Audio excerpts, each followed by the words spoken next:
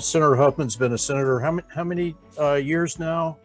12 years, Senator? And you've been a big help to us during some of the issues that we faced in previous sessions, particularly on Sunset last time. So we appreciate that. So I'm going to let you say a few words about your viewpoints on the upcoming session and what you expect to see. Well, thank you very much for letting me speak to you this evening. Of course, I'm sorry I'm not, having a glass of wine with you in a little more social, cordial setting. I think we all miss that desperately, right?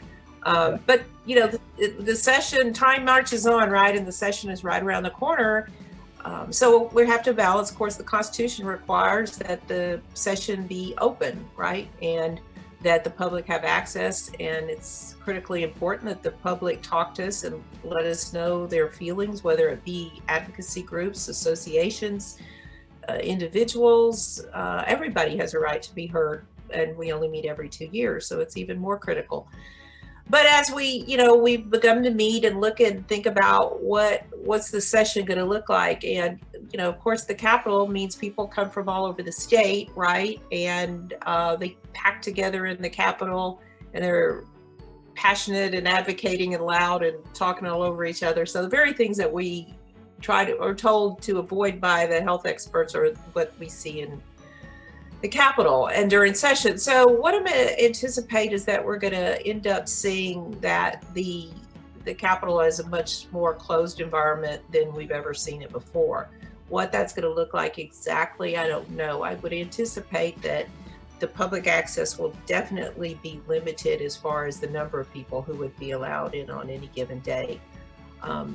So both galleries, and of course, I'm speaking for what I know about the Senate. I don't really know what the House is doing, though I think we're going to work very closely and be on the same page on this.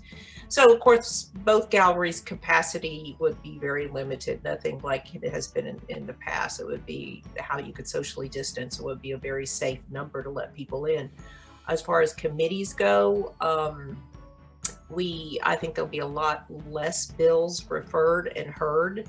So therefore less committee hearings, less access to the public, and what that's going to look like, I'm not sure. There has been some discussion of testing everyone who comes into the Capitol.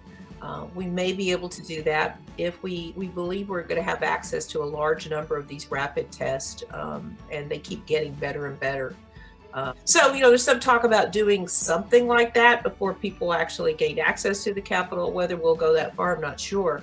But it's very important that everyone be treated the same, whether you be there for an advocacy group or whether you be an individual citizen. So it's going to be difficult. It won't look like anything we've ever seen before. I think the socialization and the get-togethers that many of the groups have in the evenings after session will be limited. We're there for a short period of time. We have very important business to take care of. We have to pass a budget. I'm the chair of the redistricting committee. We have to draw new lines. I can't get sick. So, we all have a responsibility to take care of ourselves and to make sure that we're healthy and can do the work that we have to do in a very limited amount of time. So I think there will be a concern to get the most important business taken care of, and that is the budget and redistricting. And, there are other important pieces of legislation, clearly, and things, everyone has a pet cause or something that's very important the public's been waiting for. So we'll do everything we can to get as much work done as possible.